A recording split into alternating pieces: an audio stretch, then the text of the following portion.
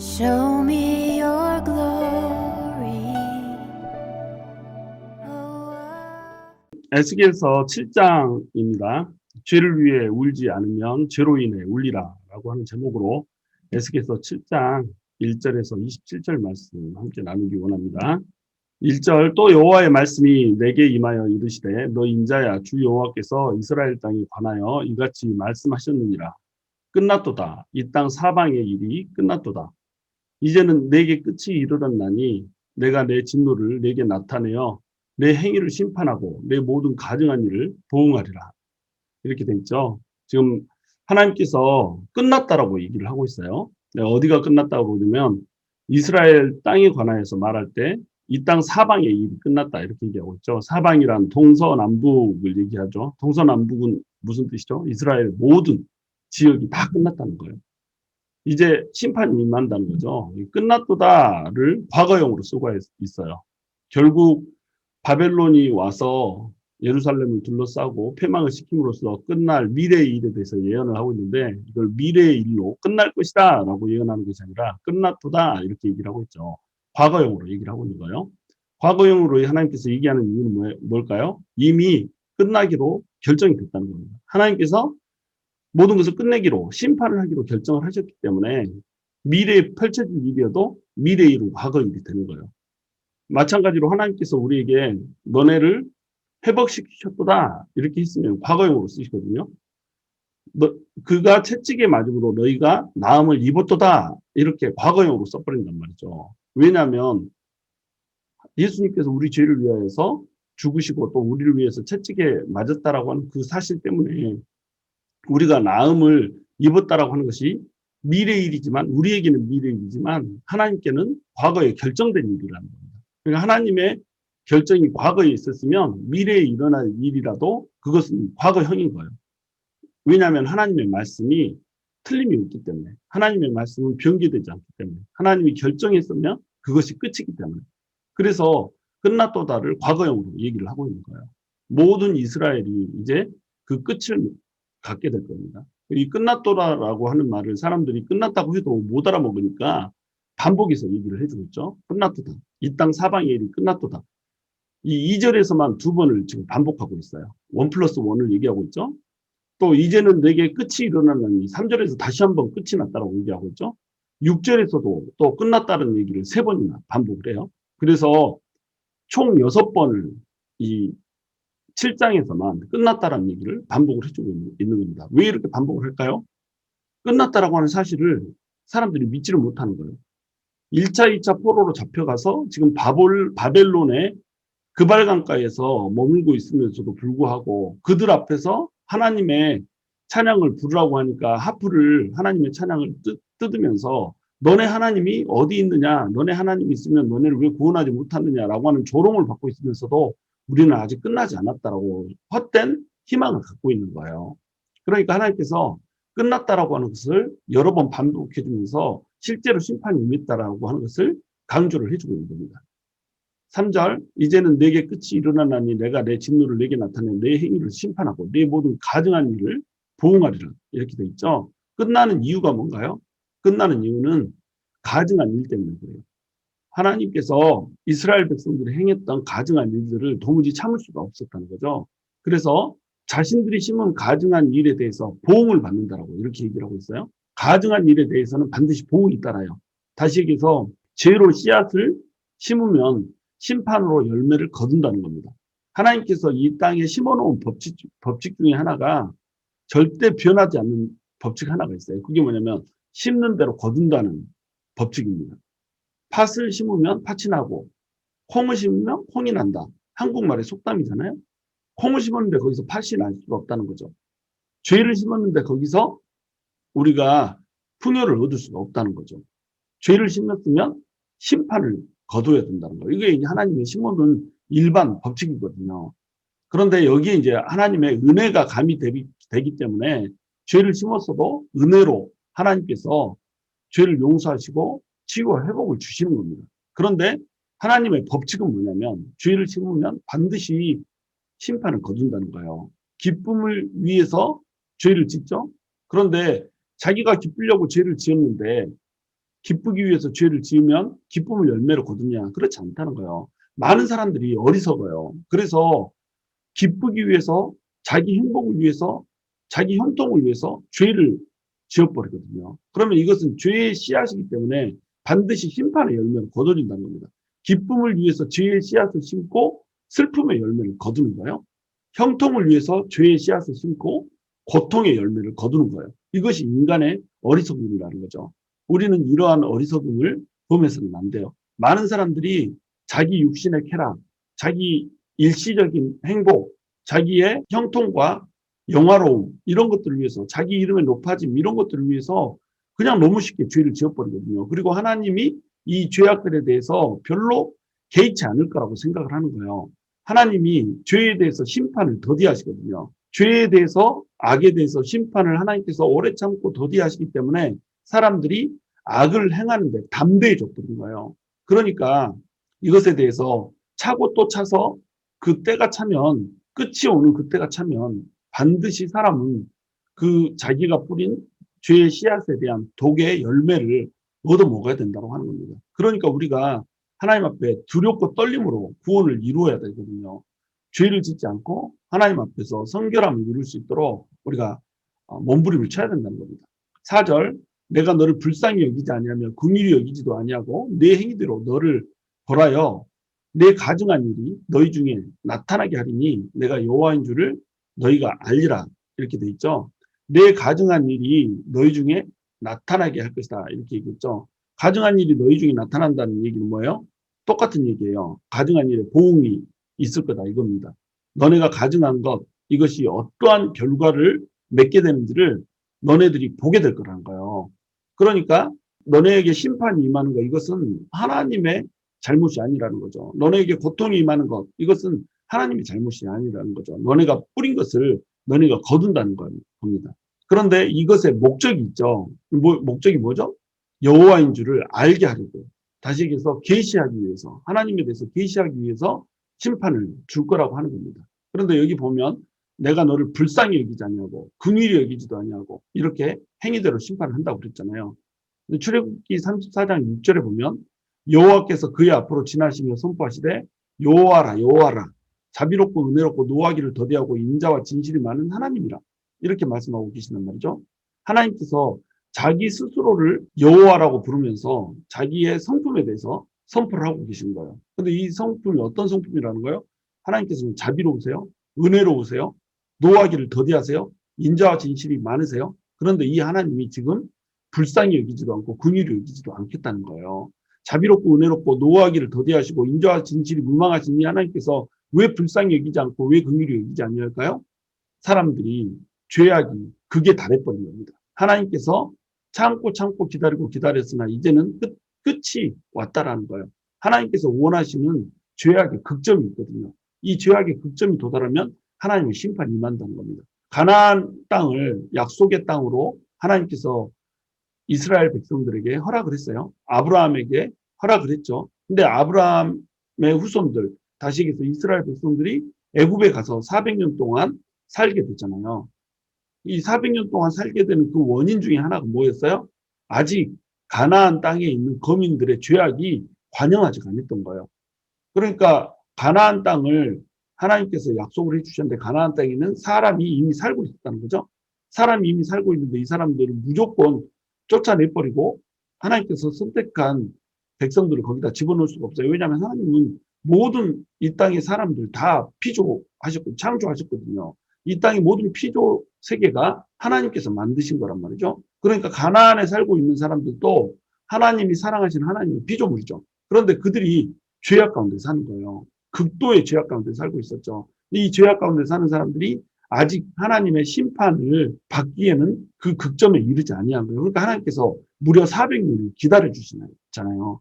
이 400년을 기다리시고 난 다음에 하나님께서 심판을 가하신단 말이죠. 하나님은 오래 참으세요. 그러나 하나님께서 참지 않으시고 끝을 맺는 그 정점이 있다는 거죠. 왜냐하면 하나님은 공의이시기 때문에. 근데 죄인들의 근본적인 문제가 있어요. 죄인들의 문제는 뭐냐면 죄에 대한 자각이 없다는 겁니다. 자기가 죄인이기 때문에 죄를 지어도 이것이 죄라고 하는 것을 모르는 거예요. 여러분, 이 마음이 악한 사람, 사악한 사람은 죄를 짓고 있는데 자기 자신이 죄라고 생각하지 않습니다. 그것이 당연한 걸로 여겨요. 아주 못된 사람들 여러분 주위에 있잖아요. 막 어쩌면 인간이 저렇게까지 악할 수 있나? 자기 악하다고 생각하지 않아요. 그 사람은. 이렇게 해야 된다고 생각을 해요. 왜냐하면 죄에 대한 자각이 없거든요. 그런데 청결한 사람, 마음이 하나님께 고정된 사람, 이런 사람은 별로 죄도 짓지 않았어. 나쁜 짓도 하지 않았어. 그런데 맨날 회개한다고 이러잖아요. 말씀 선포할 때 교회에서도 똑같아요. 죄에 대한 말씀을 선포를 하고 이걸 회개하세요. 이렇게 얘기하면 그 말을 듣고 회개할 사람은 절대 회개 안 합니다. 그런데 잘하고 있는 사람, 괜히 막 헌신하고 누가 봐도 하나님 앞에 경건한 사람, 이런 사람은 눈물 질질 짜고 있거든요. 나 회개해야 돼요. 맞아요. 잘못했어요. 하나님 죄송해요. 아니 누가 당신한테 회개하라고 했냐고요. 하나님께서 보시기에 너무나도 이쁜 사람이 회개한다고 눈물을 흘리고 있단 말이에요. 왜 그러냐면 하나님을 발견하면 하나님 안에 있으면 죄에 대한 자각이 깊어지는 겁니다. 그것이 이제 영성이 깊다는 거거든요. 영성이 깊다는 말은 다른 말로 표현하면 내가 얼마나 죄인인가라고 하는 것을 깊이 깨달았다는 것. 이것을 말하는 거예요. 얼마나 영성이 깊은가는 얼마나 나의 죄성을 깊이 깨달았는가 이겁니다. 그러니까 날마다 내가 죄인이다. 나는 정말 하나님 앞에 볼품이 없고 하나님 앞에 감히 설 자가 아니다. 부끄러운 뿐이다. 라고 진실되게 고백하는 사람. 입술의 말로 이렇게 겸손을 포장하려고 하는 사람 말고 진실되게 이런 고백을 하는 사람, 인정하는 사람은 이 사람의 영성이 깊다는 거예요. 근데 영성이 얕으면 얕을수록 하나님을 모르면 모를수록 죄에 대한 자각이 없는 겁니다. 그러니까 하나님께서 얼마나 오래 참는지를 모르시는 거예요. 제가 주일학교를 했었잖아요. 근데 주일학교에 하나가 혼을 내면 엄마한테 뭐라고 얘기하냐면 아니 이렇게 이쁘고 말 잘 듣고 착한 딸이 어디 있다고 나를 혼내냐고 엄마는 이상하다고 저한테 찾아와가지고 얘기해요. 집사님 좀 얘기 좀 할 수 있어요? 막 이렇게 아유 말도 잘해 와가지고 우리 엄마는요 왜 이해를 못하겠어요. 나같이 착하고 말 잘 듣는 딸이 어디 있다고 나한테 맨날 이런 걸 요구해요. 말 안 듣는다고 맨날 나를 혼내요. 우리 엄마 좀 혼내주세요. 막 나한테 이러는 거예요. 그러니까 이런 일은 왜 일어날까요? 엄마가 얼마나 참고 얼마나 견디면서 이 딸에게 잘해주고 있는가라고 하는 거 사실 자기는 모르는 거예요. 자기는 잘하고 있다고 생각하는 거예요. 왜냐하면 죄에 대한 자각이 없거든요. 그러니까 죄에 대한 자각이 없으면 사람이 망가뜨려지는 거예요. 우리 죄인들의 근본적 문제가 이거라는 겁니다. 그러니까 하나님께서 심판을 주시는 거예요. 이 심판을 통해서 내가 여호와인 줄을 알게 하겠다는 거예요. 내가 만홀히 여길 자가 아니고 영광을 받아야 될 분이라고 하는 그 사실을 너네에게 알게 하겠다. 그리고 내가 얼마나 너네를 위해서 오래 참고 견디고 사랑을 베풀었는지 이것을 깨닫게 하게 하겠다. 이런 의도로 이제 징계를 주겠다고 하는 거죠. 안 그러면 뭐 징계를 주겠다는 소리를 할 필요도 없죠. 끝이 왔다고 얘기할 필요도 없죠. 그냥 끝내버리면 되는 거지. 근데 하나님께서는 끝이 아닌 거예요. 끝을 내면서 이 끝 속에서 하나님을 발견하고 하나님께로 돌아오게 하길 원하시는 거죠.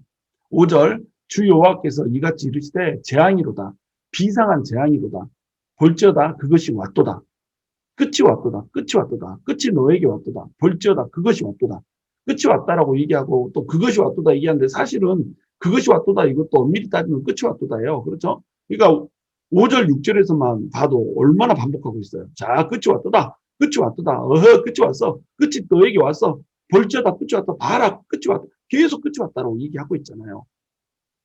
사람들이 깨닫지를 못하니까 자 끝이 왔다 이제 너네는 이 끝이 하나님으로부터 왔다는 거 이해하고 이 끝을 겸허하게 받아들여라. 그리고 이 끝에 있는 재앙을 받아들이고 이 재앙 가운데서 죄를 쓰고 묵상하면서 왜 너희에게 재앙이 왔는지 고민하고 연구해라. 그래서 하나님을 발견해라. 이 얘기를 지금 하고 있는 거예요. 여기서 이제 비상한 재앙 이렇게 표현되어 있는 말이 있죠. 비상한 재앙, 재앙이 비상하다는 게 도대체 무슨 말일까요? 이 말은 마소라 사본이라고 하는 텍스트가 있어요. 성경이 이제 여러 사본들이 있을 거 아니에요. 근데 마소라 사본에는 아하트라고 하는 말로 기록되어 있어요. 아하트라고 하는 말은 unonly 이런 뜻이에요. unique 이런 뜻이에요. 독특한 재앙이라는 거죠. 독특한 재앙이란 말은 재앙들이 막 여러 개의 재앙이 있는데 이런 재앙은 애초에 없었다. 이전에 있지 않았던 재앙, 이 재앙이 이제 오는 거예요. 이 재앙이 오면 이 재앙은 only evil이라는 거죠. only evil. 그러니까 이전의 재앙과는 전무후무하게 다른 이런 재앙, 독보적인 재앙이라는 거죠. 그리고 이 하나밖에 안 재앙, 요 재앙에 견줄 만한 재앙이 없는 거예요. 그러니까 재앙 중에 제왕으로서의 재앙이 올 거라는 겁니다. 큰 재앙이 올 거라는 거예요. 이 재앙이 오면 이전에 맛보았던 재앙이 아니기 때문에 사람들은 기겁을 하고 놀라게 될 거라는 거죠. 이런 의미로 이제 비상한 재앙을 해석할 수가 있는 겁니다. 그런데 탈굽력이나 또는 다른 히브리 사본을 보면 이게 아트가 아니라 아르로 되어 있는 것도 있단 말이에요. 이 아르는 애프터의 뜻이거든요. 이후의 뜻이란 말이죠. 그러니까 후의 재앙 이런 뜻이 되는 거예요. 이게 무슨 뜻일까요? 재앙 후에 또 재앙 이렇게 재앙이 오고 또 재앙이 오고 재앙이 끝났다 싶으면 또 재앙이 오고 이 재앙의 연속이라는 거죠. 좀 의미가 달라지죠. 아트 하면은 이전의 재앙과는 다른 아주 심각한 재앙이 올 거다. 끝이 오는 그 재앙이 올 거다. 아르가 되면 이 끝날이 오는데 이 끝날의 특징이 재앙들이 계속 이어지는 걸로 재앙이 올 거다. 이렇게 이제 볼 수가 있는 겁니다. 뭐 어찌됐건 재앙이 오는 거죠. 한 방에 끝내는 재앙이 왔건 재앙 후에 재앙이 계속 이어지는 재앙이 왔건 심판이 임한다라고 하는 것, 이것은 이제 변함이 없는 거죠. 7절, 이 땅 주민아 정한 재앙이 내게 임하도다. 때가 이르렀고 날이 가까웠으니 요란한 날이요 산에서 즐거이 부르는 날이 아니로다. 정한 재앙이 왔다고 그래요. 이 정한 재앙할 때 정한도 히브리어로 뜻이 여러 개가 있어요. 첫째는 왕관이라는 뜻이고, 두 번째는 아침이라는 뜻이고, 세 번째는 운명이라는 뜻이 있어요. 여기에서는 이제 운명이라는 뜻으로 해석을 했죠. 그래서 정한 재앙 이렇게 얘기를 한 겁니다. 이미 정해진 재앙, 운명적으로 결정된 둠스데이 이게 왔다는 거죠. 이 운명적인 재앙이 왔다는 건데 이게 세 가지 의미로 다 해석을 해도 말이 돼요. 사실은 왕관의 제왕, 이 말은 뭐냐면 재앙 중에 제왕이라는 거죠. 가장 유니크한 재앙, 언어운리 재앙이 왔다는 거예요. 이전과는 비교도 할 수 없는 왕의 재앙이 왔다는 거예요. 그리고 아침의 재앙. 이제 이 재앙이 한 번 있다가 밤처럼 아침이 되면 없어지는 그런 게 아니라 재앙이 와서 점점 이 빛이 밝아지듯이 점점 커지는 그 재앙, 계속해서 재앙이 지속되는 재앙, 그 재앙이 다가오고 있다는 거예요. 마치 아침이 다가오듯이 이렇게 다가오고 있다는 거죠. 이런 재앙이 이제 너네한테 임할 거라는 거예요. 때가 이미 이르렀고 날은 가까웠다는 거예요. 근데 이 날은 어떤 날이에요? 요란한 날이라는 거죠. 요란한 날이라는 건 무슨 뜻이에요? 전쟁의 함성과 비명과 전쟁통에 칼부림하는 그 소동들이 있을 거라는 거죠. 도망가고 뭐 쫓고 베고 죽고 쓰러지고 하는 그 우당탕탕한 소동들이 일어날 거라는 거예요. 이 요란한 날. 근데 이 요란한 날은 오해를 할 수가 있어요. 시끌벅적하고 요란하기 때문에 즐거운 날로 오해를 할 수가 있죠. 아, 그날이 오면 시끄럽게 떠드는 날이 있겠구나. 여러분 떠들고 시끄러운 날, 요란한 날은 두 가지의 특징을 가질 수가 있죠. 두 가지 의미를 가질 수가 있죠. 한 가지 의미는 뭐예요? 이 심판의 칼에 의해서 쓰러지고 죽고 비명 지르는 이런 요란한 날이 있을 수가 있고 또 기뻐서 즐겁게 소리를 지르는 이런 날이 있을 수가 있잖아요. 근데 산에서 즐거이 부르는 날이 아니로다 이렇게 얘기를 해주면서 이 요란한 날이 전쟁의 날이라고 하는 것을 명확히 또 강조를 해서 설명을 해주죠. 산에서 즐거이 부르는 날이라는 건 어떤 날이에요? 왜 산에서 이스라엘 백성들이 즐거이 불렀을까요? 산에서 포도밭이 산에 있었잖아요. 그래서 포도주를 수확할 때 이거 포도를 수확할 때 포도를 밟고 포도주를 막 만들고 막 이러잖아요. 그러면 포도주 축제를 연단 말이에요. 발로 막 밟고 춤추고 뛰어다니면서 막 난리를 부리죠. 그러면 이것이 기뻐하는 찬송 소리가 막 나는 겁니다. 그러니까 시끄럽겠죠. 또 두 번째로는 적들하고 싸워서 이겼을 때 산에 가서 제사를 드리면서 이겨서 승리의 찬가를 불렀던 거예요. 그러니까 수확과 승리 이런 의미를 갖는 거죠. 그런데 또 반대로는 우상 숭배를 하면서 산에서 그 나무 밑에서 나무를 우상시에 놓고 막 떠들면서 요란하게 제사를 드렸던 거예요. 우상의 제사는 아주 요란스럽게 드리는 제사였거든요. 춤추고 떠들고 막 이렇게. 이거 엘리야에서 볼 수 있잖아요. 자기 몸을 막 칼로 긁으면서 막 떠들고 이렇게 했잖아요. 그러니까 너네 신이 아직도 뭐 잠들었나 보다. 그렇게 해서 깨겠냐? 더 크게 두들겨 봐라. 더 시끄럽게 봐라. 그래야 깨지. 막 이렇게 비웃잖아요. 그러니까 그들의 우상 숭배하는 그 소리는 떠드는 소리였단 말이죠. 그러니까 하나님께서 이것들을 전부 다 없애버리겠다는 거죠. 이런 날이 아니라는 거예요. 우상 숭배의 그 떠드는 소리, 그 소리 때문에 하나님께서 포도주의 수확도 주지 않고 승리도 주지 않아요. 그러니까 우상 숭배 때 떠들었던 그 소리로 인해서 너네에게 수확과 승리에 떠드는 소리가 없어질 거라는 거죠. 그리고 동시에 우상 숭배하면서 그 떠드는 소리도 내가 듣기 싫으니까 없애버리겠다는 거예요. 대신 전쟁의 함성과 비명과 소동의 소리, 그 소리가 요란하게 울려 퍼질 거라고 하는 겁니다. 8절, 이제 내가 속히 분을 내게 쏟고 내 진노를 내게 이루어서 내 행위대로 너를 심판하여 내 모든 가증한 일을 내게 보응하되 내가 너를 불쌍히 여기지 않으며 긍휼히 여기지도 아니하고 내 행위대로 너를 벌하여 너의 가증한 일이 너희 중에 나타나게 하리니 나 여호와가 때리는 이임을 내가 알리라. 자, 어디서 많이 들은 말이 다시 나오고 있죠. 3절, 4절을 그대로 반복하고 있어요. 3절하고 4절을 여러분 이따가 성경책을 꺼내놓고 한번 유심히 봐보세요. 8절하고 9절하고 거의 비슷합니다. 그렇게 반복해서 얘기하는 이유가 뭘까요? 강조를 해주시는 거죠. 너네 심판이 이렇게 임할 것이다. 나는 너네를 불쌍히 여기지 않고 긍휼히 여기지 않고 정말로 너네가 한 그 행위대로 가정한 일에 대해서 징계를 줄 것이다. 이렇게 표현을 해주고 계시는 겁니다. 그런데 징계의 목적이 뭐라는 거예요? 징계의 목적이 아까도 말했던 것처럼 계시라는 거예요. 내가 여호와임을 알게 하리라. 이렇게 계시를 징계의 목적으로 지시를 했잖아요. 그래놓고 이번에는 또 뭐라고 그래요? 여호와가 때리는 이임을 내가 알리라. 라고 또 계시라고 얘기를 해주고 있는 거예요. 징계에는 목적이 있는 거예요. 그냥 하나님이 꼴배기시니까 혼내는 이게 아니에요. 징계, 벌을 주는 데는 반드시 목적이 있는 겁니다. 왜냐하면 우리는 하나님의 사랑하는 자녀란 말이죠. 하나님의 사랑하는 자녀는 하나님이 매를 때릴 때 미우니까 아주 그냥 때려서 죽이려고 이렇게 때리는 게 아니라 때려서 깨닫게 하려고 때리시는 거라는 거예요. 부모가 자식을 사랑하면 징계를 가하잖아요. 타임아웃도 하고 막 이렇게 하잖아요. 그렇게 하는 이유가 뭐예요? 깨닫고 올바르게 살라고 이렇게 하는 거잖아요. 마찬가지로 징계는 계시의 방편 중에 하나가 되는 겁니다. 하나님께서 자신을 계시할 때 여러 가지 방법으로 계시를 하세요. 자연으로 먼저 계시를 하죠. 이것을 일반 계시라고 불러요. 자연에 하나님의 신성과 능력을 다 부어놨죠. 이 자연을 보면 하나님을 알 수밖에 없게 이렇게 자연을 질서 있게 그리고 아름답게 멋지게 디자인을 해놨죠.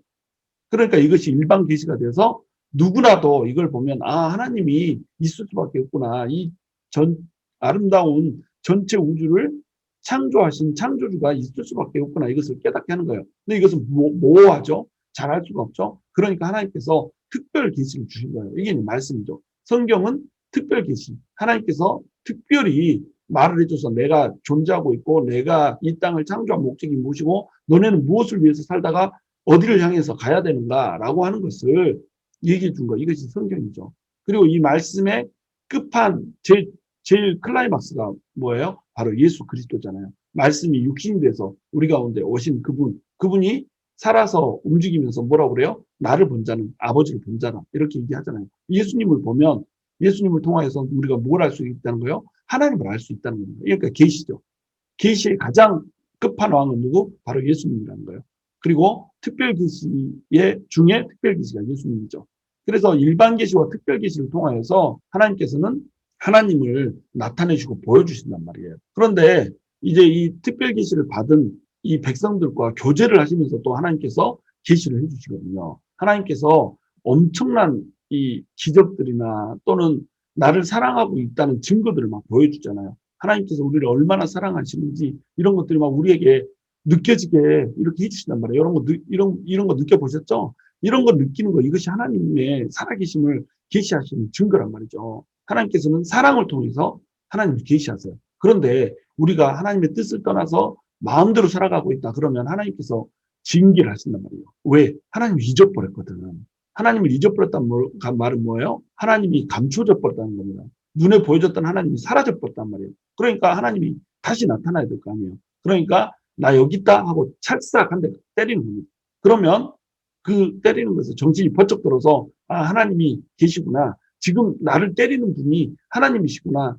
내가 왜 맞지? 이렇게 해서 하나님한테 돌이킬 수 있단 말이에요. 그러면 회복이 되죠. 하나님께서 징계하실 뿐만 아니라 이제 바벨론의 포로로 잡혀가고 나면 70년 후에 돌아오게 할 거 아니에요.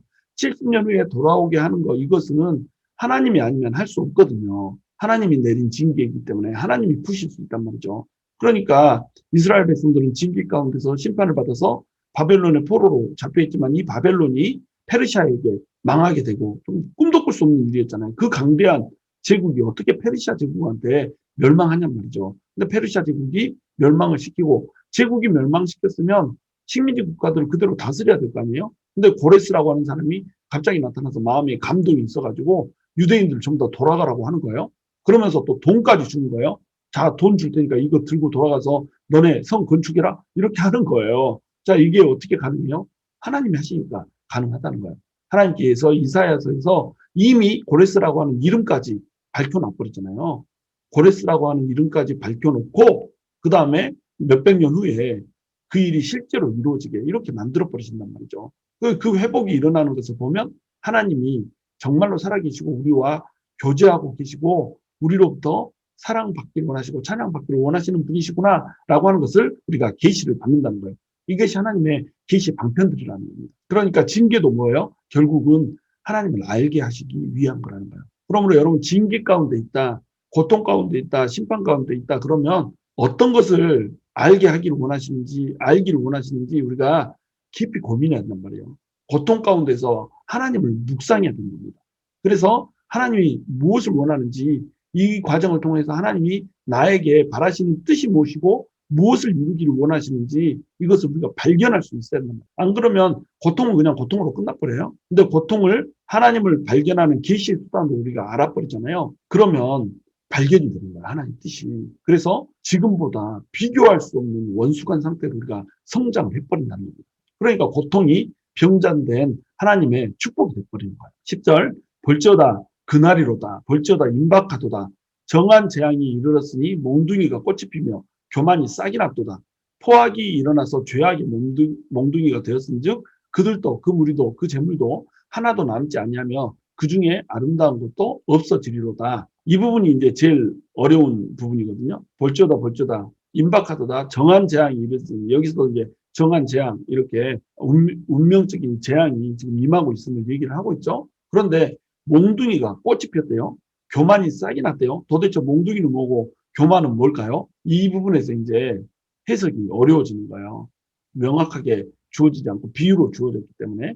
그래서 이것을 해석하는 네 가지 다른 해석들이 있어요. 죄악의 몽둥이가 꽃이 피면 이렇게 돼 있죠. 이 몽둥이가 꽃이 폈다 이 말을 몽둥이를 유다 지파로 보는 겁니다. 그래서 몽둥이는 나무가 뭐 한 국가를 상징하듯이 몽둥이는 나무의 한 가지이기 때문에 남유다를 상징한다. 그래서 이 남유다에 꽃이 폈다는 거예요. 이게 남유다에 번영이 임했더니 그들이 교만해져가지고 교만이 싹이 나서 이제 범죄를 했다. 이렇게 해석을 하는 거죠. 그러니까 그들이 지금 징계를 받고 있다. 이렇게 이제 해석을 하는 겁니다.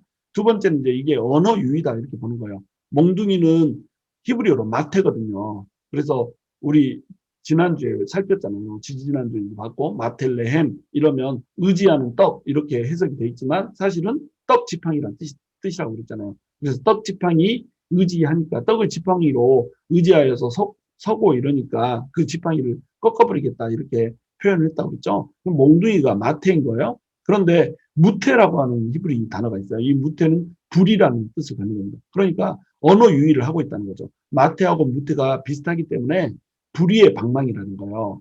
무태의 마태라는 거죠. 그래서 불의의 방망이에 꽃이 피고 교만이 싹이 났다. 이게 두 개의 대꾸를 맞추는 거예요. 너네가 불의를 저질렀고 교만했다. 이 말이죠. 그러니까 심판을 받는다. 이렇게 이제 해석을 하는 겁니다. 세 번째로는 이것을 몽둥이가 느부갓네살이라고 보는 거예요. 바벨론의 왕이 느부갓네살이었잖아요. 느부갓네살이 드디어 꽃을 폈다. 너네를 위해서 이제 쳐들어오고 있다. 막 이런 말이 되겠죠. 교만이 싹이 났다. 이때 교만은 바벨론이 교만의 상징이었거든요. 바벨론은 금의 나라잖아요. 그래서 교만의 상징이 있어요. 이전에도 이후에도 없을 호화로운 나라, 이 나라가 바벨론이었단 말이죠. 그래서 바벨론은 이제 사자로 표현되기도 하고 우리가 동물의 왕이다, 뭐 이렇게 우리가 이 세상의 중심이다 이렇게 표현했기 때문에 교만의 상징이 있어요. 그래서 이 교만에 싹이 났다 이 말은 바벨론이 침공할 것이다 이렇게 이제 보는 겁니다. 그래서 느부갓네살의 몽둥이와 바벨론의 침공 이런 식으로 보는 거죠. 그 다음에 네 번째는 메지랄 몽둥이가 꼽히고 교만을 채찍이 싹텄다. 이렇게 이제 해석을 하는 거죠. 여기서 메지랄 몽둥이는 뭐겠어요? 메지랄 몽둥이는 바로 느부갓네살이 되는 거죠. 교만을 꺾을 채찍 이거는 뭐겠죠? 이것은 바벨론이 되는 겁니다. 그러니까 3번과 4번이 비슷하지만 교만 자체를 바벨론으로 3번에서 봤다면 4번에서 교만을 꺾을 교만은 유대인들의 교만, 남유다의 교만을 꺾을 채찍으로 이제 이렇게 하는 거죠. 이 표준 세번역에서는 4번으로 이제 번역을 하고 있어요. 근데 이제 요 번역 중에 어떤 번역을 택하든지 뭐 그것은 이제 선택하는 자의 자유죠. 저는 이제 3번이 조금 더 맞는 것 같아요. 하여간 어떤 것이 됐건 간에 이 재앙이 임하고 있다라는 거예요. 그럼 몽둥이가 꽃이 폈고 교만이 싹이 났다는 거예요. 재앙은 시작되었고 이미 시작되었고 재앙은 임박했다는 거예요. 재앙은 돌이킬 수 없고 지금 끝날이 다가오고 있다는 겁니다. 포악이 일어나서 죄악의 몽둥이가 되었으니 여기서도 이제 마찬가지죠. 죄악의 몽둥이가 도대체 무엇인가? 이 포악은 또 무엇인가? 포악은 누구인가? 이렇게 할 수 있지만 여기서 포악은 바벨론으로 보면 되는 거예요. 죄악의 몽둥이는 죄악을 심판한 몽둥이 이런 식으로 보면 되는 겁니다. 그들도 없어질 거예요. 그 무리도 없어지고 재물도 없어질 거예요. 그들이 그토록 사랑했던 그 모든 아름다운 것들 그런 것들이 전부 다 없어지고 사라지게 될 거예요. 왜냐하면 그들이 범죄했기 때문에 그들의 관심의 초점이 재물과 그들이 생각하는 아름다운 것들에 머물러 있었고 하나님이 버려버렸기 때문에 하나님의 심판이 지금 임하고 있는 거죠. 12절 때가 이르렀고 날이 가까웠으니 사는 자도 기뻐하지 말고 파는 자도 근심하지 말 것은 진노가 그 모든 무리에게 임함이로다. 파는 자가 살아있다 할지라도 다시 돌아가서 그 판 것을 얻지 못하리니 이는 묵시가 그 모든 무리에게 돌아오지 아니하고 사람이 그 죄악으로 말미암아 자기의 목숨을 유지할 수 없으리라 하였음이로다. 사는 자가 기뻐하지 말라고 그래요. 파는 자는 근심하지 말라고 그래요. 왜 이렇게 말을 하고 있냐면 이스라엘 백성들에게 있어서 땅이라고 하는 것은 하나님의 기업이었어요. 그래서 땅을 팔게 됐다. 돈이 없고 가난해서 땅을 팔게 됐다. 이건 무슨 뜻이에요? 하나님의 기업을 잃어버린다는 거예요. 하나님의 축복을 잃어버린다는 개념이 되는 거예요. 그러니까 땅을 판다는 것은 몹시 슬픈 일이었습니다. 땅 팔고 돈 받으니까 좋은 이 시대의 개념과는 달라요. 하나님이 주신 기업을 내가 놓치고 있다는 거예요. 축복으로부터 벗어나고 있다는 증거인 겁니다. 그러니까 땅을 팔면은 아무리 비싸게 팔아도 슬퍼할 수밖에 없고 근심할 수밖에 없는 거예요. 땅을 사는 사람 입장에서 어떻겠어요? 하나님의 기업인데 내가 기업을 넓혔잖아요. 그러니까 기뻐하는 거예요. 그래서 팔면 슬프고 사면 기쁘고 한 것이 땅을 살고 파는 것에 임하는 사람들의 감정이었다는 거죠. 그런데 기뻐하지 말고 슬퍼하지도 말고 근심하지도 말라는 거예요. 왜냐하면 그 모든 무리에게 심판의 날이 임했기 때문인 겁니다. 그 심판이 임했는데 땅 사는 것 때문에 기뻐하고 땅 파는 것 때문에 근심하고 이런 게 무슨 의미가 있어요? 땅을 산 자에게도 심판이 임하고 땅을 판 자에게도 심판이 임하는데 다 무의미하죠. 그리고 파는 자가 살아있다 할지라도 다시 돌아가서 그 판 것을 얻지 못할 거라고 그래요. 왜냐하면 이것은 하나님의 기업이라고 했잖아요. 하나님의 기업이기 때문에 영원히 팔 수가 없어요. 하나님이 줬는데 어떻게 팔 수가 있어요? 일시적으로 팔 수 있지만 이것을 희년이 되면 다시 돌려받았던 거예요. 희년이라고 하는 것은 이게 50년째를 얘기하는 거거든요. 7이 완전수잖아요. 그래서 7년에 7번을 지나면 49년이 되는데 49년을 지난 그 다음 해 50년째가 되면 모든 것들을 원래 원자리로 돌이키는 겁니다. 이거를 이제 은혜의 해라고 예수님께서는 표현을 했잖아요. 이사야가 은혜의 해라고 표현을 했죠. 희년은 은혜의 해예요. 은혜가 주어지기 때문에 공짜로 모든 것이 제자리로 돌아가는 거예요. 노예가 됐던 사람 50년이 지나고 나면 노예 신분에서 벗어나게 해줬어요. 땅을 판 사람 땅도 그 묶임에서 풀리게 해줘서 주인에게 돌려줘야 했어요. 이것이 희년의 의미라는 거죠. 근데 희년도 무의미해요. 왜냐하면 70년을 포로로 잡혀가 버렸잖아요. 땅을 지금 사고 팔았어도 포로로 잡혀가 버리면 70년이 지나니까 희년을 넘겨버리는 거예요. 땅을 돌려받지 못하죠. 그 다음에 이제 몇 년 더 기다려야죠? 30년 더 기다려야 되는 거예요. 그러면 나이가 어떻게 되겠어요? 예를 들어서 30에 팔았다. 그러면 50년 기다리면 이 80에 되찾는 거 아니에요. 70년 기다리면 100살에 되찾는데 거기서 30년을 더 기다린다면 130살에 돌려받아야 되는 거예요. 돌려받을 수 있겠어요? 돌려받지 못하죠. 그러니까 파는 자가 살아있다고 할지라도 다시 돌아가서 그 판 것을 얻지를 못할 거라는 거예요. 이는 묵시가 그 모든 무리에게 돌아오지 아니하고, 이 말이 좀 어려운 말인데 표준 세번역에서는 이 말을 아주 잘 번역을 해놨어요. 어떻게 번역했냐면 모든 무리에게 임한 묵시는 돌이킬 수 없고, 이렇게 번역을 해놨죠. 모든 무리에게 이 묵시가 이미 선포됐고 이 묵시는 돌이킬 수가 없다는 거예요. 70년 동안 무조건 포로로 잡혀가 있어야 된다는 겁니다. 70년 동안 매매 금지, 희년도 금지, 다 끝이에요. 그러니까 땅을 판 사람은 다시 그 땅을 돌려받을 수가 없다는 거죠. 사람이 그 죄악으로 말미암아 자기의 목숨을 유지할 수 없으리라. 죄를 짓고서는 누구나 목숨을 부지할 수 없을 것이라는 거예요. 죄에 대해서 반드시 하나님께서 심판하실 것이고 죄의 열매를 반드시 사람이 따게 될 거라고 하는 겁니다. 14절, 그들이 나팔을 불어 온갖 것을 준비하였을지라도 전쟁에 나갈 사람이 없나니 이는 내 진노가 그 모든 무리에게 이르렀습니다. 나팔을 분다는 건 뭐예요? 전쟁 준비를 했다는 거예요. 바벨론 군대가 쳐들어와요. 그러니까 나팔을 불었어요. 이스라엘 온 군대가 예루살렘 성에 모였어요. 예루살렘 성에서 이제 전쟁을 준비하면서 싸웠어요. 잘 준비했어요. 싸울 태세를 갖췄어요. 그러나 바벨론이 너무나도 강해요. 그러니까 전쟁 준비한 이거 아무 필요가 없었다는 거죠. 전쟁에 나갈 사람이 없어요. 너무나도 약해 있기 때문에. 하나님의 진노가 임해서 모든 무리에게 그 진노가 덮고 있기 때문에 이제는 죽음밖에, 또 포로로 잡혀가는 것밖에 그 결과가 정해지지 않았다는 거예요. 그래서 밖에 나가면 칼에 맞아서 죽어요. 그런데 안에 있으면 전염병과 기근 때문에 죽어요. 밭에 있으면 칼에 맞아 죽어요. 성읍에 있으면 기근과 전염병에 의해서 죽어요. 이렇게 될 거라는 겁니다. 자기 힘이 아무런 의미가 없게 돼버려요.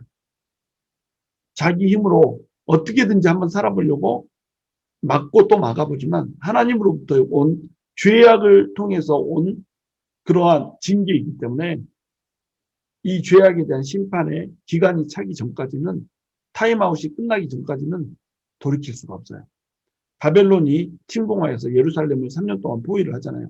3년 동안 포위하는 일이 있을 때에 이 일들이 실제로 벌어졌던 거예요. 안에 있는 사람들이 계속 모여있으니까 전염병이 돌죠. 그리고 음식이 식량이 고갈될 거 아니에요. 계속 갇혀 있으니까 밭에 나가서 일을 해야지 이렇게 음식을 만들 수가 있을 거 아니에요. 그런데 3년이나 갇혀 있으니까 굶어 죽죠. 그래서 전염병과 기근으로 인해서 사람들이 막 죽어가는 거예요. 그런데 먹고 살려고 나가면 칼에 의해서 배임을 받게 되고, 밭에 나가서 뭔가를 걷어올까 하면 밭에서 걷어오다가 이삭 붙잡고 있다가 죽어버리고 이렇게 된단 말이죠.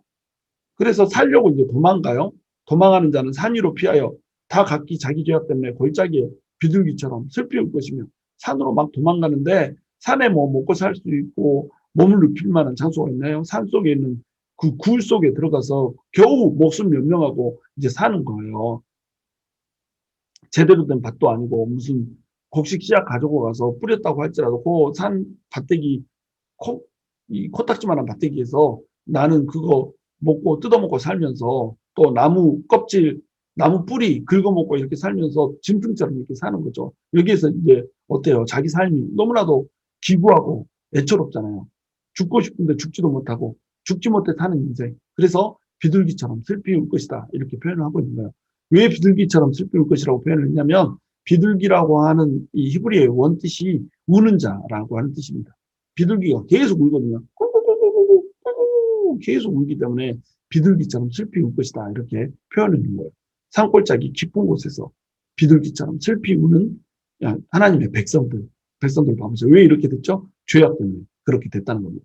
모든 손은 피곤하고 모든 손이 힘이 없어질 거라는 뜻이에요. 모든 무릎은 물과 같이 약할 것이다. 이 물과 같이 약할 것이다 할 때 이 가치가 단어가 없어요. 물과 같이 약할 것이다. 물처럼 약할 것이다. 우리는 이렇게 생각했는데 물이 될 것이다. 무릎은 물이 될 것이다. 이렇게 돼 있거든요. 히브리 원어로는. 그래서 이것을 의역하면서 무릎은 물과 같이 약할 것이다, 이렇게 되기도 했지만, 또 어떤 사람은 어떻게 해석하냐면 너무나도 두렵고 떨리고 막 이래서 땀이 차가지고 무릎에 땀 범벅이 될 것이다, 이렇게 이제 얘기를 하고 있다는 거죠. 어찌됐건 이 죄악으로 인해서 온 심판 때문에 이스라엘 백성들은 비둘기처럼 슬피면서 모든 손과 무릎에 힘을 잃고 부들부들 떨게 되는, 두려움에 떨게 되고 슬픔에 울게 되는 이런 일들을 맞이하게 될 거라는 거예요. 18절, 그들이 굵은 배로 허리를 묶을 것이고 두려움이 그들을 덮을 것이요 모든 얼굴에는 수치가 있고 모든 머리는 대머리가 될 것이며, 이렇게 돼 있죠. 굵은 배로 허리를 묶은다고 그래요. 굵은 배로 허리를 묶은 이유는 뭐겠어요? 재앙과 이 슬픈 비극 때문에 베옷을 입었었잖아요. 근데 베옷을 입는 거, 이것은 회개할 때도 베옷을 입었고, 또 슬픈 일이 있을 때, 국가적인 재난이 있을 때도 베옷을 입었어요. 근데 지금 입은 베옷은 뭘까요? 재난 때문에 베옷을 입은 겁니다. 국가적인 재앙 때문에 굵은 배로 허리를 묶게 된 거예요. 그리고 두려움이 그들을 덮을 거예요. 얼굴에는 수치가 있을 거예요.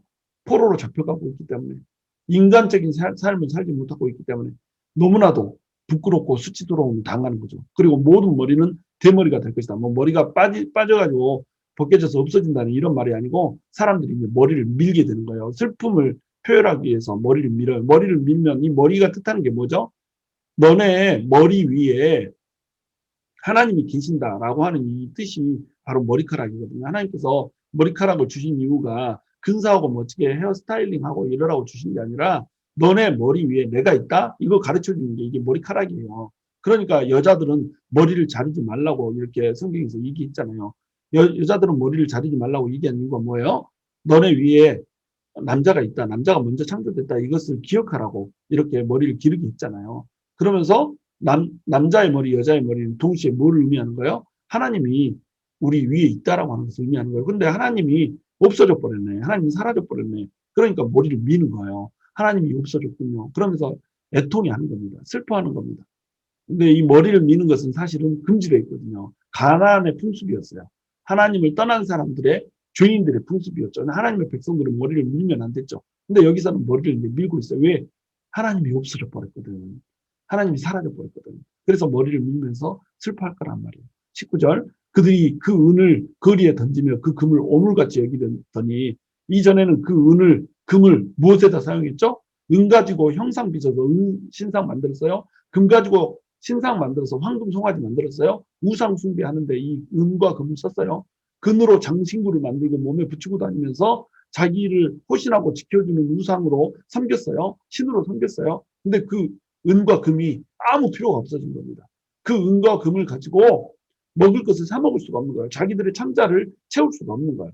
그러니까 은과 금을 오물같이 여기게 된단 말이에요. 그들이 세웠던 우상들이 자기들에게 아무것도 해줄 수 없는 존재라고 하는 것을 깨달은 거예요. 하나님이 떠나버렸으니까, 대머리가 되고 나니까, 자기 머리 위에 머리가 없다라고 하는 것이 밝혀지고 나니까, 자기들이 그토록 의지하였던 우상들이 쓸모없는 존재라고 하는 것이 깨달아지는 거예요. 그러니까 은을 거리에 던지며 금을 오물같이 여긴다. 이 말이 바로 그 말인 거예요. 우상들을, 은신상, 금신상으로 만들었던 우상들을 전부 다 이제 오물처럼 버리게 되는 그날이 올 거라는 거예요. 이는 여호와 내가 진노를 내리는 날에 그들의 은과 금이 능히 그들을 건지지 못하며, 은과 금으로 만든 그들의 우상이 그들을 구원하지 못해요. 은, 금을 아무리 제물로 많이 가지고 있어도 그들이 풍요를 위해서 우상을 숭배했잖아요. 근데 은과 금은 풍요의 상징이기도 하잖아요. 이 은과 금을 아무리 많이 가지고 있어도 그들을 구원하지 못해요. 그들은 망하게 돼 있어요. 하나님을 떠났으니까. 능히 그 심령을 족하게 하거나 그 창자를 채우지 못하고 오직 죄악의 걸림돌이 되미로다. 그 심령을 족하게 하려고 은, 금 모았잖아요. 그리고 은, 금을 더 많이 모으기 위해서 은과 금 가지고 우상 만들어 놓고 거기에서 우상으로부터 은과 금이 나오기를 기대했잖아요. 그런데 그 은과 금이 그들의 심령을 행복하게 해줄 줄 알았으나 심령을 행복하게 해주지 못한다는 거죠. 기쁨을 위해서 죄를 지었는데 그것이 기쁨이 되지 못하고 뭐예요? 아픔이 되더란 말이죠. 창자를 채우지 못하고 내 풍요를 원했어요. 창자를 더욱더 많이 채우기 위해서, 뱃속 순대를 많이 채우기 위해서 우리가 정말로 이 우상 숭배하면서 하나님 앞에 죄악을 범했단 말이죠. 근데 풍요를 구했는데, 형통을 구했는데 뭐가 와요? 결핍이 오고 고통이 와버렸다는 거죠. 형통이 아닌 고통이 와버린다는 거죠. 왜? 죄악 때문에.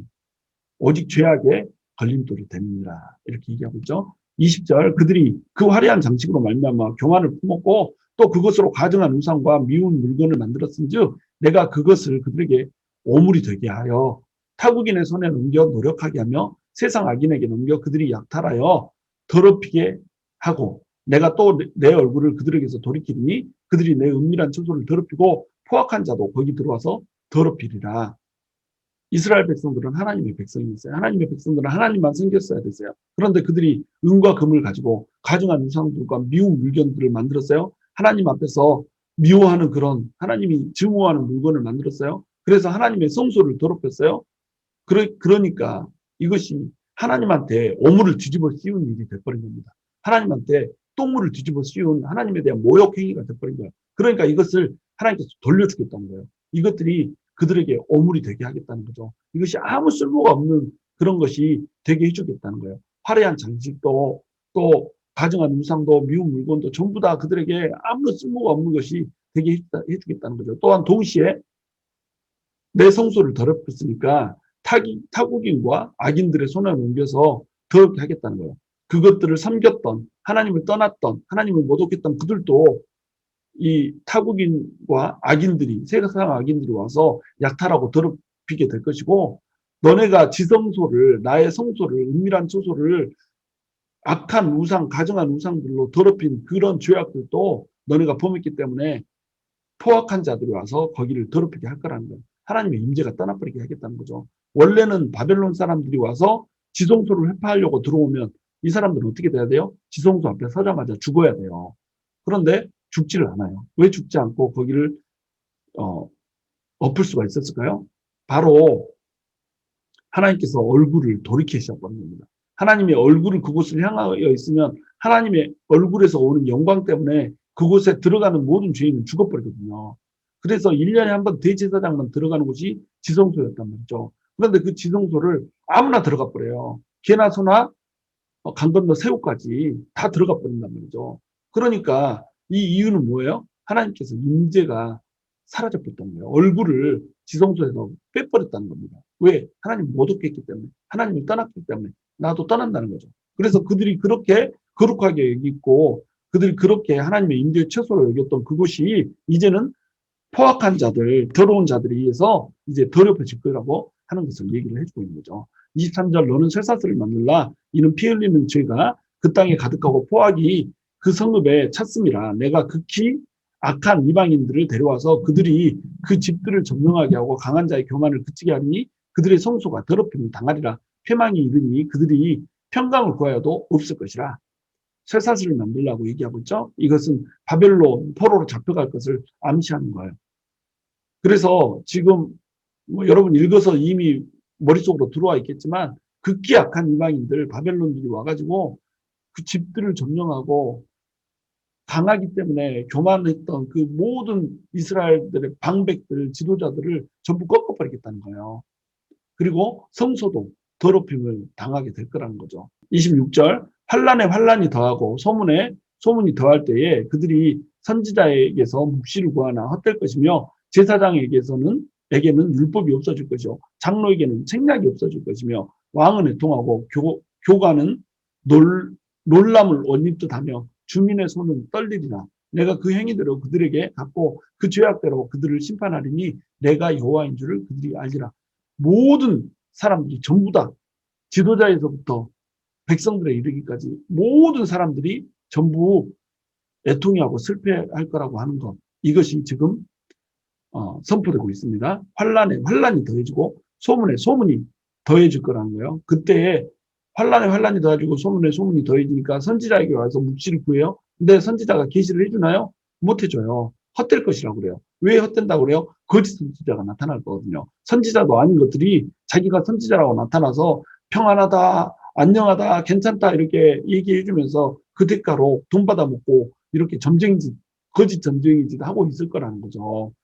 묵시를 구하지만 헛될 거라는 거예요. 세상 끝날이 되면 세상 끝날의 상징, 세상 끝날의 특징, 거짓 선지자가 판을 치게 되는 겁니다. 그리고 제사장에게서는 율법이 없어질 거라고 그래요. 제사장들은 제사를 지내는 이 일만 했던 것이 아니고 율법을 가르쳐주는 일을 했어요. 그래서 세상 끝날에는 또 이런 일들이 펼쳐질 거예요. 하나님의 말씀이 희미해져요. 하나님의 이상이 희미해지고 또 사람들이 하나님의 법을 떠나서 무법한 자로 살게 돼요. 제사장에게는 율법이 없어질 거다. 제사장들 자체가 율법을 몰라버려요. 장로에게는 책략이 없어져요. 사회적인 지도자인 장로들이 책략이 없어서 적군이 와도 지킬 수가 없는 거예요. 그러니까 종교적인 지도자들이 완벽하게 타락하는 것, 이것이 세상 끝날의 특징입니다. 여러분, 그래서 이 세상 끝날이 가까우면 가까울수록 목회자들부터 이 썩어 나자빠지는 거예요. 부패한 목회자들이 생기고 돈에 집착하는 이 목회자들이 생기고 자기 탐욕에 겨운 이 목회자들이 생기고 이렇게 되는 겁니다. 이게 세상 끝날의 특징이거든요. 그러니까 뭐 뉴스에 신문지상에 뭐 이런 일들이 막 뉴스처럼 나오고 이렇게 되면 놀라지 말아요. 이게 세상 끝날의 징조예요. 그러니까 여러분 종교적인 지도자들을 위해서 여러분 기도해야 되는 겁니다. 깨어서 기도해야 되는 거예요. 그래야 깨어서 역사를 주도하는 목회자들이 나올 수가 있는 거죠. 장로에게는 책략이 없습니다. 사회적인 지도자들도 다 무너질 거예요. 그리고 정치적인 지도자도 애통하게 될 거예요. 왕 정치적인 지도자잖아요. 종교, 사회, 정치가 전부 무너져요. 여러분 지금 이 시대 어때요? 여러분이 보시기에 지금 에스겔이 선포하고 있는 이 시대와 변함없어요. 똑같아요. 정치, 종교, 사회 전반의 리더십이 다 무너졌어요. 그러니까 뭐도 무너져요? 사람들도 다 무너지는 거예요. 백성들도 다 무너지는 거예요.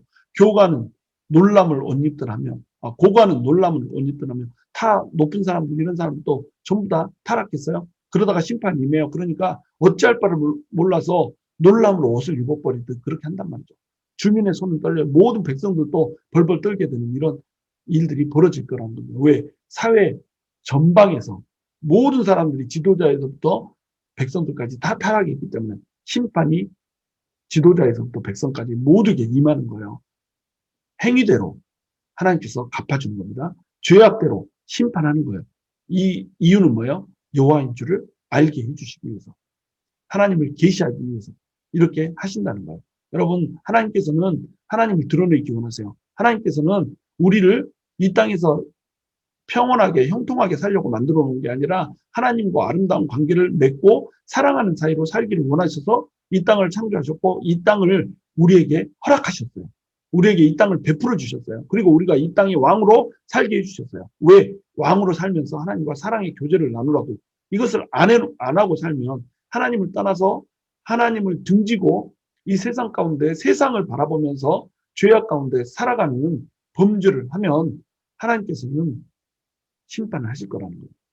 그런데 우리가 죄를 떠나서 살 수 없잖아요. 그러니까 우리 죄를 위해서 우리가 울어야 되는 겁니다. 우리가 죄를 지었다. 그러면 죄 때문에 우리가 애통해하며 울어야 되는 거예요. 그것이 영성이라는 거거든요. 영성은 아까도 설명했듯이 우리가 얼마나 죄인인가를 깊이 깨닫는 것. 이것을 영성이 깊은 거라고 얘기를 했잖아요. 우리가 영성이 깊어져야 돼요. 그래서 우리의 죄를 깨닫고 날마다 우리 죄 때문에 바람에 있는 나뭇잎 하나에도 슬퍼하며 눈물을 흘리며 울 수 있어야 된단 말이죠. 이렇게 울지 않으면 우리의 죄로 인해서 우리가 울게 될 거예요. 죄로 인한 심판이 임할 때 우리가 징계가 임할 때 아파서 고통스러워서 울게 될 거예요. 여러분 우리는 고통스러워서 우는 자리에 서는 게 아니라 애통하여서 우는 자리에 서야 되는 겁니다. 우리의 죄 때문에 오는 심판 때문에 맞아서 아파서 우는 것이 아니라 우리 죄 때문에 우리가 어찌할 수 없는 이 죄 때문에 애통해하며 우리한테 소망이 없습니다. 주님 우리를 이 사망의 몸에서 건지소서 우리가 성결하게 살 수 있도록 성령으로 충만하게 해주시고 우리를 죄악의 늪에서 건져 올리소서 이러면서 우리가 울어야 된다는 거예요. 그래야지 우리에게 죄악 때문에 오는 눈물이 없어질 거라고 하는 겁니다. 우리 눈에 눈물이 마르면 안 돼요. 그러나 이 눈물은 심판으로 인한 눈물이 돼서는 안 돼요. 우리의 죄로 인한 애통함으로 인해서 눈물이 마르지 않아야 된다는 겁니다. 저와 여러분이 우리의 죄로 인해서 애통하기 원해요.